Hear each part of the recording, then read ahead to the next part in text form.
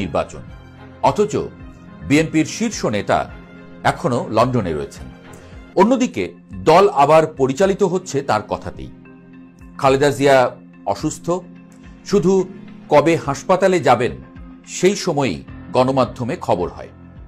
মাঠে কোনো শক্তিশালী বিকল্প নেতৃত্ব দৃশ্যমান নয়। জনগণের মধ্যে তাই প্রশ্ন, যে দল এখনো দেশে বসে নেতৃত্ব দেওয়ার সাহস পায় না, তারা ক্ষমতায় গেলে দেশের নেতৃত্ব নেবে কিভাবে? বিএনপি ভরসা হারাচ্ছে এখানে। জিয়া সাইবার ফোর্সের চেয়ারম্যান পরিচয়ে জিয়াউর রহমান নামের একটি প্রোফাইল থেকে কৃত্রিম বুদ্ধিমত্তায় তৈরি ডাক্তার তাহের ও উপেন্দ্র দ্বিবেদীর করমর্দনের ছবি পোস্ট করা হয়।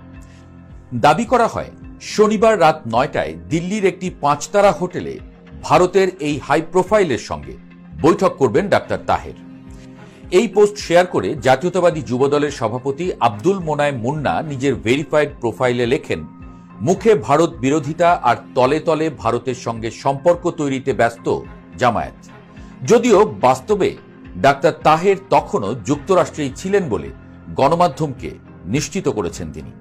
কিন্তু একটি বিষয়ে খেয়াল করেছেন কি?